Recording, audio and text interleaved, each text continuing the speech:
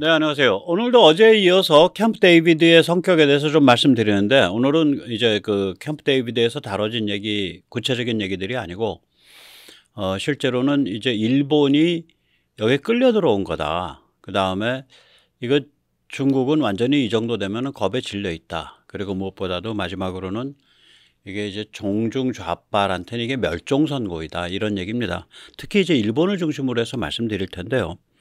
그 일본이 이제 원래 이 정도 일은 일본이 주도했어야 될 일입니다. 자기들이 가장 중요한 이해 당사자잖아요.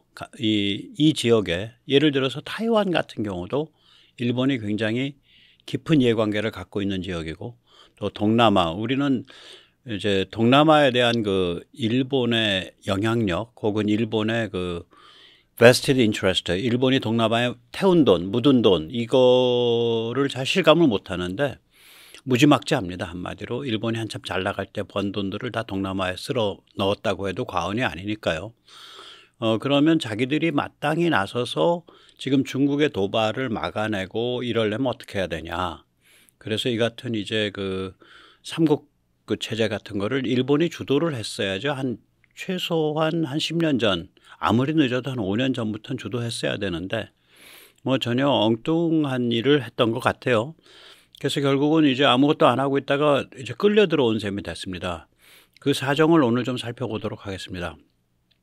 먼저 제가 이제 이 캠프 데이비드 삼국 체제가 이게 사실상의 군사 안보 동맹이다라고 말씀을 드렸는데, 이 전문가들도 이제 이 사실상의 군사 안보 동맹이다까지 말하는 사람들이 있는데, 이게 왜 정식 군사 안보 동맹이 될 수 없는지, 왜 나토와 같은 집단 동맹이 될 수 없는지, 그걸 전문가들이 근본을 놓치고 있어요.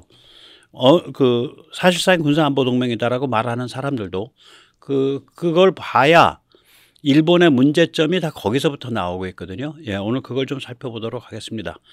네. 유엔 사령부 작전참모 출신인 데이비드 맥스웰 아태전략센터 부대표는 미한일 3국 정상들이 캠프 데이비드 원칙과 정신에 이어 미한일 간 협의에 대한 공약을 채택한 것을 주목했습니다. 공동의 지역적 도전과 도발, 위협에 대한 대응 조율을 위한 신속한 협의에 합의한 데 대해 차기 정부까지 이어지는 공동 위협에 대한 즉각적인 협의 약속을 제도화했다는 것입니다. We have a trilateral commitment to consult. And I think that this is really a wise move to really try to institutionalize a security relationship between the three countries. And so that the security relationship will transcend the current political leaders and will become firmly embraced by the three countries for the good of the mutual security and mutual prosperity of all three countries. 바이든 정부 백악관 국가안보회의 NSC 동아시아 국장을 지낸 크리스토퍼 존스톤 전략국제문제연구소 CSIS 일본 석좌는 미국과 한국, 일본이 이번 정상회의를 통해 사실상 동맹을 향한 첫걸음을 뗐다고 평가했습니다. 존스톤 석좌는 VOA에 보낸 이메일 답변에서 미한일 3국은 공식적인 동맹에는 훨씬 못 미치지만 캠프 데이비드 공약들을 통해 동맹의 방향으로 분명하게 나아가기 시작했다면서 공동성명에 명시된 미사일 정보 실시간 공유, 방어 훈련 확대, 다양한 전략적 문제에 대한 대화 심화를 실제로 이행한다면 공식 조약 없이도 사실상 동맹을 구축할 수 있을 것이라고 말했습니다. 네, 여기서는 이제 동맹으로 나가는 첫걸음이다. 사실상의 군사안보 동맹이다. 뭐 이런 얘기를 하는데, 이제 일본의 이제 아픈 소리가 돼서 그러는지 이게 이제 그 나토와 같은 동맹으로 나간다고 할지라도 나토와 같은 집단 안보 체제로 나갈 수가 없는 이유가 있습니다. 예, 그것에 대해서는 이제 얘기들을 안 하죠.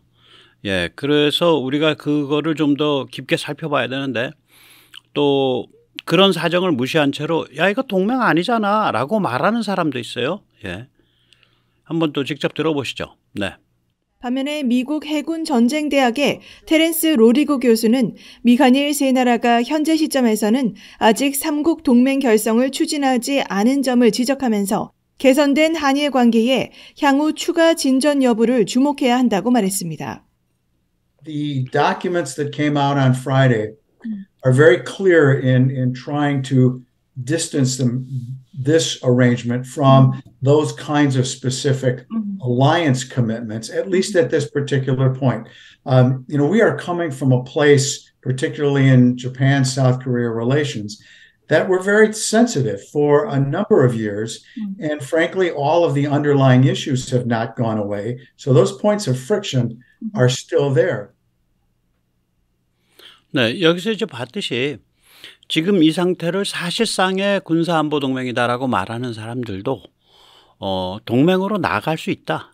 예, 그러니까 집단안보동맹으로 나아갈 수 있다. 이렇게 어감을 풍기고 또 거꾸로 야 이거 지금은 아직 동맹 아니야 라고 말하는 사람들도 그거 집단안보동맹이랑 진짜 비교해보면 아직 아니잖아. 이렇게 말을 하는 거예요. 그런데 현실은 뭐냐면 집단안보동맹은 영원히 거기로 갈 수가 없습니다. 오늘 그 같은 사정을 좀 자세히 들여다보도록 하겠습니다. 예, 그래서 이걸 이제 간단하게 정리를 하자면은 무엇부터 우리가 주목해야 되냐면 뭐 이제 바이든도 그런 용어를 쓰고 미국 그 전문가들 다 그런 용어를 쓰는데 일본이 우리의 동맹이다. 그러니까 our ally, 우리의 동맹이다. ally 이런 말을 한단 말이에요. 그런데 이게 일본과 미국 사이의 관계가 동맹이라는 그 단어로 이렇게 잘 정리할 수가 없는 관계예요. 이 외교적 수사입니다. 일단 일본은 타국에 군대를 보내 싸울 자격이 없어요. 일본의 군대가 타국으로 나갈 자격이 없어요. 그렇다면은 가서 싸워주질 못하는데 동맹이 아니잖아. 가서 싸워줄 수가 없다니까요. 일본 헌법이나 일본 체제가 동맹이 아닌 거예요. 이렇게 해서 태평양 전쟁을 해서 패전을 했기 때문에 그 외국으로 군대를 본격적으로 뭐 유엔 평화유지군 같은 거 말고 본격적인 그런 전쟁을 위한 외국으로 군대를 파견 보낼 수가 없는 그런 자격이 없는 나라입니다. 그래서 그 같은 사정을 좀 우리가 냉정하게 살펴봐야 되는데 먼저 세뇌 탈출 잘 구독료 부탁 말씀 좀 올리겠습니다. 아시다시피 세뇌 탈출은 광고가 잘 붙지 않습니다. 붙더라도 천천히 붙는 경향이 있습니다. 도와주시면 보다 좋은 컨텐츠로 찾아뵙는데 커다란 도움이 되겠습니다. 감사합니다. 이 미국이 맺은 양자 군사안보조약은 4건입니다. 이거 제가 한 2번 말씀드렸는데 다시 한번 좀 자세히 살펴보도록 하겠습니다. 일단 미국은 양자, 즉 bilateral, 양자 사이의 포괄적 군사 방위 안보조약을 잘 맺지 않습니다. 나토는 양자 상호방위 체제가 아니라 집단안보체제죠.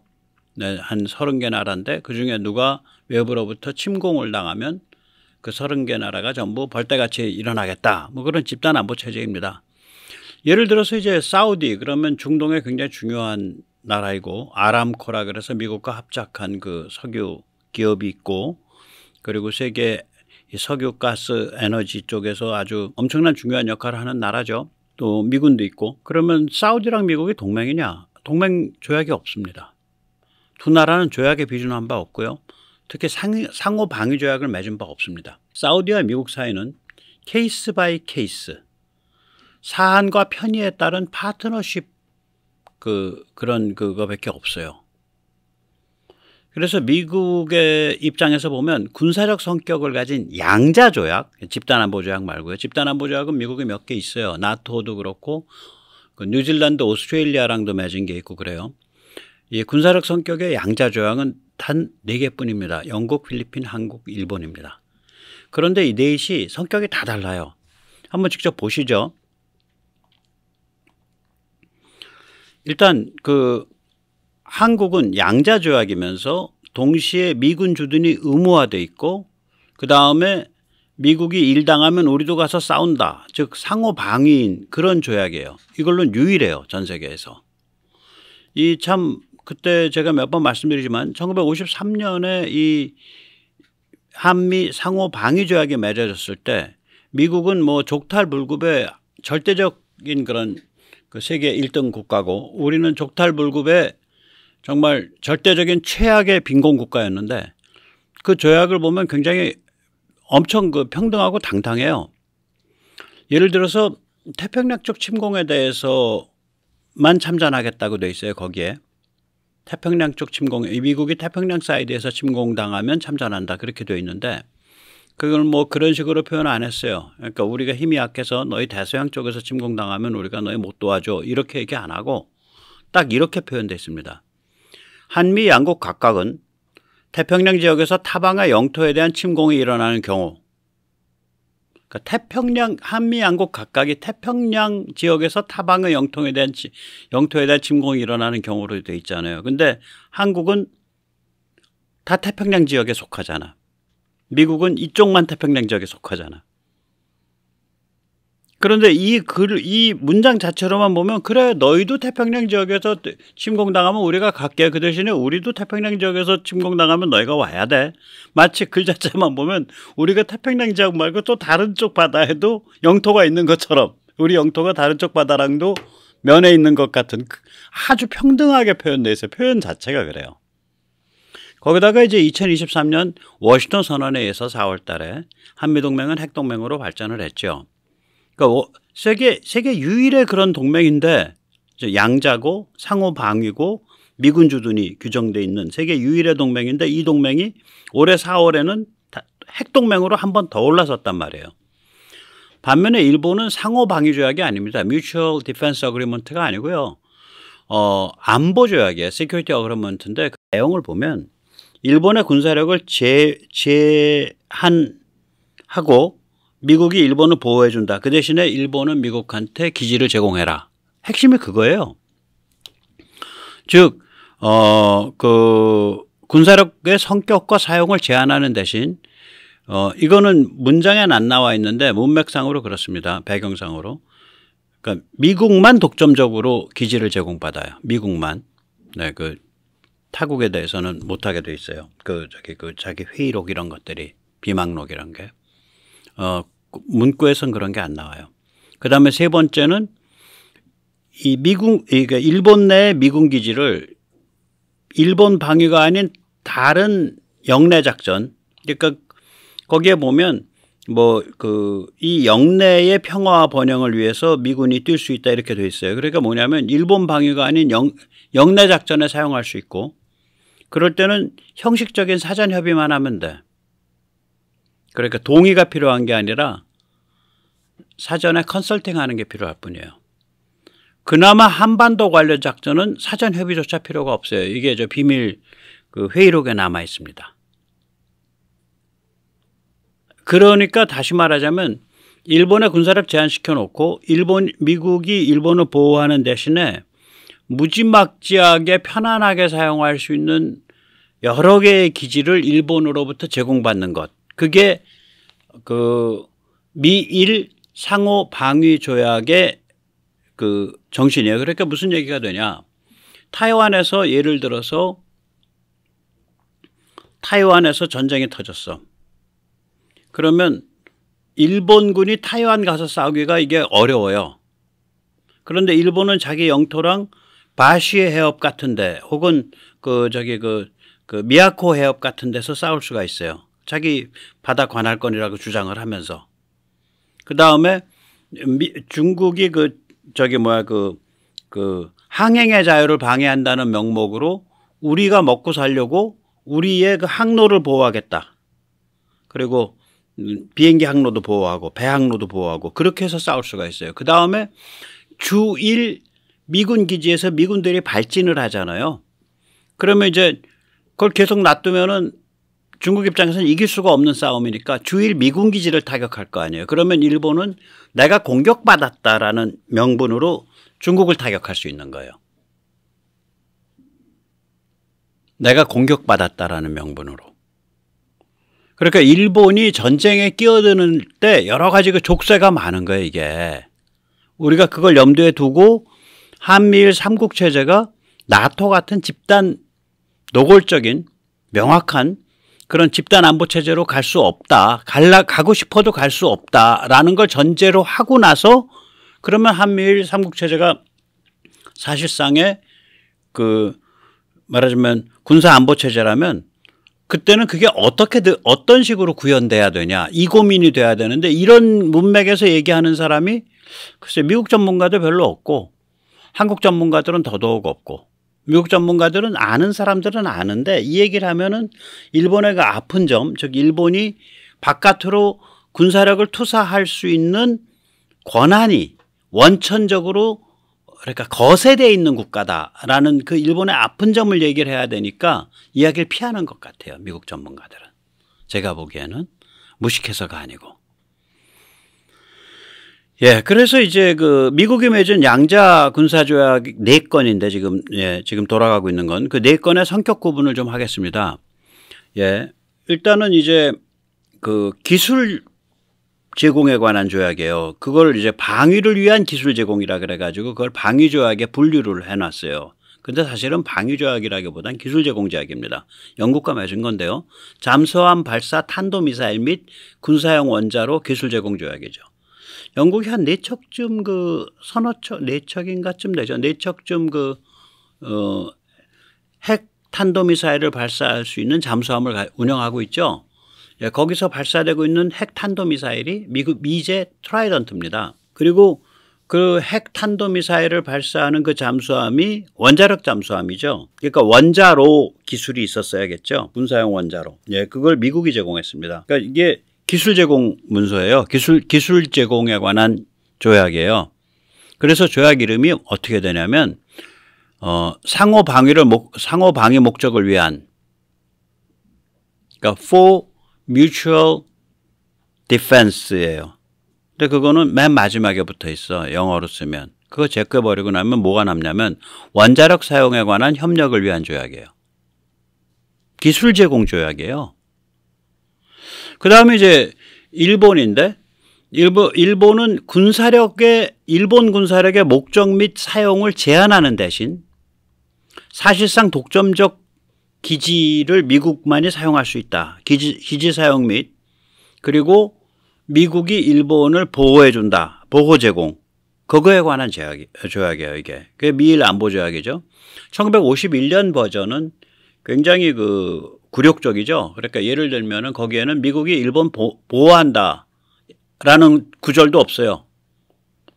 일본이 침공당하면 미국이 나서서 확실히 보호해 줄게 이 구절조차 없어요. 51년에는. 또 51년에는 외부 세력에 의해서 일본의 소요가 일어나면 그러니까 일본 사회가 불안정해지면 일본 정부가 요청할 경우 미군이 나가서 진압할 수 있다. 즉 도쿄 시내를 미군 탱크로 깔아버릴 수 있다. 그 소리가 들어있어요. 51년 조약은. 그래서 60년 조약으로 이게 바뀌면서 60년 조약으로 바뀌면서 좀 포장 자체는 비교적 점잖게 다시 이렇게 된 거예요. 그러나 그 기본 정신은 결국 뭐냐면 일본의 군사력의 목적 및 사용을 제한해 놓는 대신에 그건 이제 샌프란시스코 강화인가 거기에 이미 돼 있는 거죠. 그 대신에 미국이 일본을 보호해 주고 그리고 그 대신에 미국 쪽에서는 일본으로부터 군사기지를 제공받고 그 군사기지는 일본의 방위뿐만이 아니라 영내의 군사활동을 위해서 사용할 수 있고 그렇게 사용할 경우에는 일본과 사전 협의를 하게 돼 있는데 한반도 작전에 관해서는 그 협의조차도 필요 없고 뭐 그런 정도 내용이에요 이게. 즉 일본은 외부로 군사력을 투사할 수 있는 자격이 거세된 나라입니다. 그다음에 이제 필리핀과 이제 상호 방위 조약이에요. 그러니까 상호 방위 조약은 필리핀과 대한민국 2개밖에 없어요. 근데 필리핀 쪽 상호 방위 조약은 1951년에 맺어졌는데 미군 주둔이 명시되어 있질 않아요. 그러니까 원칙만 얘기되어 있는 거지. 그래서 이 상호 방위 조약이 살아있는 상태에서 클라크 공군기지, 수빅 해군기지 같은 거대 기지들에서 철수했던 거예요, 미국이. 철수했을 때 1991년인가 90년대 초에 그 철수했을 때 상호 방위 조약이 깨진 게 아니고 그게 그대로 유지가 돼요. 왜냐하면 그 조약 자체랑 어긋나지가 않아, 미군 철수가. 우리는 미군 철수는요, 그 조약을 깨는 게 돼요. 그러니까 여기 미군 철수하라는 얘기는 한미동맹 깨란 소리예요. 한미 상호방위 조약을 깨란 소리예요. 예. 5조인가 6조에 그게 돼 있거든요, 우리가. 예, 주한미군이 주둔한다라는 게. 그러니까 미군 주둔이 명시된 상호방위 조약은 우리밖에 없는 거예요. 그러니까 이게 보면 딱 요 네 가지입니다. 요 표를 잘 가만히 보세요. 다시 한번 말씀드릴게요. 미군이 양자 군사 안보 조약을 안 맺는다. 집단적으로는 하는데 양자 쪽은 굉장히 꺼린다. 근데 넓게 봐서 양자 군사 안보 조약이라고 그래도 이름 붙여줄 만한 게 한 4개 있다. 그런데 영국은 탄도미사일 주고 군사용 원자로 기술을 제공할 때에 맺은 기술 제공 및 탄도미사일 제공에 관한 조약이다. 그 다음에 일본은 패전국 일본에 대해서 군사력을 제한시키는 대신에 미국이 안보를 제공하고 안보 우산을 제공하고 플러스 일본으로부터 여러 가지 용도로 사용할 수 있는 미군 기지를 널널하게 받아내는 그런 성격을 규정한 조약이다. 상호방위조약이라고 할 수 있는 건 필리핀과 한국밖에 없는데 필리핀과 맺은 상호방위조약에는 미군 주둔이 명시되어 있지 않다. 즉 양자이면서 상호방위조약이면서 미군 주둔이 명시되어 있는 것은 한국밖에 없다. 한미조약밖에. 그러면서 이것이 2023년에 핵동맹으로 발전한 거다. 그러니까 우리가 굉장히 초특급이에요. 우리의 그 스테이터스라 그럴까? 우리의 지위가 그 동맹 관계에 있어서의 지위가 초특급입니다. 유일하고 굉장히 유니크하고. 네. 자, 그렇다면 이제 우리가 그 다음번에 묻는 거지. 야, 한국에 군대를 보낼 수 없는 나라인 일본과 상호방위 군사동맹이 가능하냐? 의미가 있냐? 사실은 불가능하죠. 상식적인 의미에서는. 이게 여러 가지로 꼼수를 생각해도 전부 다 불가능의 답이 나와요. 일단 일본은 군사력의 성격과 사용에 대한 제한 때문에 바깥으로 군사력을 투사할 수가 없어요. 일본은 멀쩡한데 한국이 침공당했어. 그럼 일본군이 여기 올 수 있냐? 불가능. 그러니까 평론가들 중에 아니 대한민국 국민이 일본 군대가 한국에 들어오는 거를 오케이 하겠습니까? 라고 말하는 사람은 정말 무식한 사람이에요. 불가능해요. 그냥 지금 시스템 자체가. 자, 그러면 이제 한국에서 싸움 붙으면 우리가 급하면 말이야. 우리 전투기라도 일본 내 미군 기지에 가서 딱딱 앉고 말이야. 날아다니고. 예, 그거 좋죠. 근데 일본 내 미군 기지의 힘의 70~80%가 오키나와거든요. 그러니까 미군 기지가 일본에 수없이 많은데 70~80%가 오키나와에 집중되어 있습니다. 오키나와의 그 공군기지 말고도 줄줄이 다 있어요, 거기에. 그런데 오키나와 열도 사람들이 자기들은 그러니까 일본의 타 지역 사람들도 오키나와 사람들을 일본인이라고 부르는 대신에 오키나와 사람들이라고 부르잖아요. 마찬가지로 오키나와 사람들도 일본 본토 사람들한테 대해서 좀 감정이 많아요. 특히 그 태평양 전쟁 말에 가장 참혹하게 죽음을 당했잖아요. 오키나와 사람들이 양쪽에 이 샌드위치가 돼서. 그러다 보니까 오키나와 사람들이 이 반전 의식도 강하고 또 기지 반대 운동도 강해요. 자, 그런 지역에 한국 군대가 들어가서 뭐 비행기가 내려앉고 뭐 배가 기항을 하고 이게 가능하겠어요? 힘듭니다. 그럼 지금 미군처럼 일본 내에 한국군 전용 기지를 두는 대가로 일본과 한일이 동맹을 맺으면 어때? 그러니까 일본이 유사시에 한국에 와서 일본 군대가 싸우지는 않지만 그 대신에 일본이 침략당하면 한국 군대 가지고 그 대신에 우리가 얻어내는 거는 일본의 기지를 좀 얻어낼 수 있고 이러면 이제 미국의 독점적인 기지 사용권이 쫑이 날 뿐만이 아니라 한국 사람들이 당연히 야 우리가 골변냐 어차피 우리는 여기에 그 살벌한데 한가운데 앉아있기 때문에 전쟁 나면 이 자리에서 죽던 살던 결판 내야지 뭐 일본까지 갈 일도 없어. 그런데 일본이 뭐 침공당할 때 우리가 왜 거기 가서 싸우냐. 한국 사람들은 그럴 거고 일본 사람들은 또 마찬가지죠. 야 우리가 지금 좀 그 태평양 전쟁 때 좀 잘못해가지고 그 옛날에 잘못해서 우리가 좀 많이 좀 이상한 나라가 됐지만 우리가 가오가 없냐 어떻게 한국 애들이 와서 우리한테 기지를 쓰냐 해서 가만히 안 있죠. 그러니까 이거 불가능하다는 얘기예요. 이런 꼼수도. 결론은 뭐냐. 결국 우리가 저기 그 정치학자들이 또는 정치가들이 뭐 미국의 바이든까지 다 뭐 미국의 국무부의 모든 역대 장관들 전부 US Japan Alliance 즉 미일 동맹이라고 말을 하지만 이거 자체가 상호 방위 조약이 아니에요. 미국이 아무리 침공당해도 일본군은 미국에 갈 의무가 하나도 없어요. 와서도 안 돼요. 왜냐하면 군대를 자기를 방어하는 목적, 자위대의 그 목적 외에 남의 나라를 지켜준다? 그런 명분으로 군사력을 외국에 투사하는 것이 금지되어 있는 나라예요. 그러니까 이른바 소위 말하는 US-Japan Alliance라는 거는 기지와 보호를 교환하는 조약이에요. 이게 방위 조약이 아니고요. 상호 방위 조약이 아니라 일본은 기지를 제공하고 미국은 보호를 제공하는 기지 보호 교환 조약이라고요. 교환 거래예요, 이게. 기지와 보호를 교환 거래하는 조약이라고요.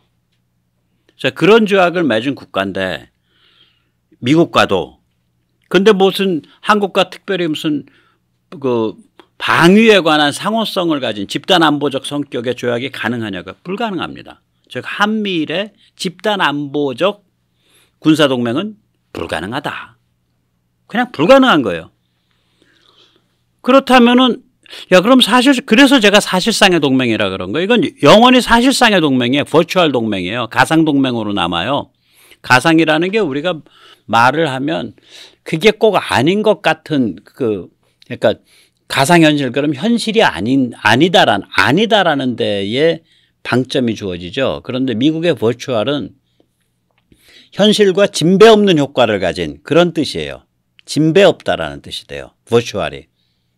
우리의 가상 그러면은 현실이 아니라 머릿속에 있는 뭐 이런 뜻이지만 미국의 버추얼은 가상이란 말을 미국의 버추얼을 가상이라고 번역을 하는데 미국의 버추얼은 진배 없는 그러니까 진배 없는 동맹으로 계속 가야 돼요. 동맹과 진배 없는 상태로. 그럼 그게 뭐냐 도대체 그 길이.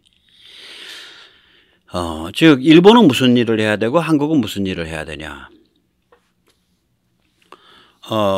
일본은 이제 중국 및 북한에 대한 억제력을 급속 강화해야죠.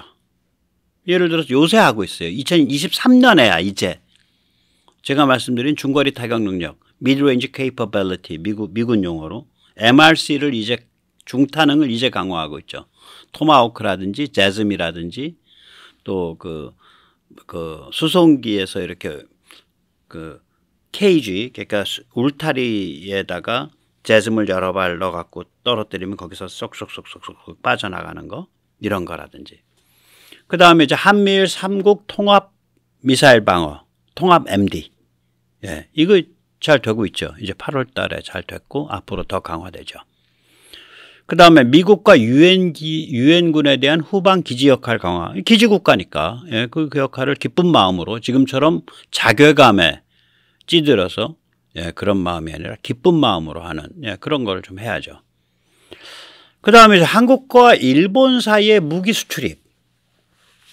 그런데 사실 이게 쌍방 무기 수출입이라고 하지만 일본이 꽤 잘 만든 무기들이 있는데 그게 가성비가 너무 안 좋아서 그 일본에서 살만한 무기가 거의 없죠. 한국은. 반면에 일본은 한국서 살만한 무기가 많겠죠.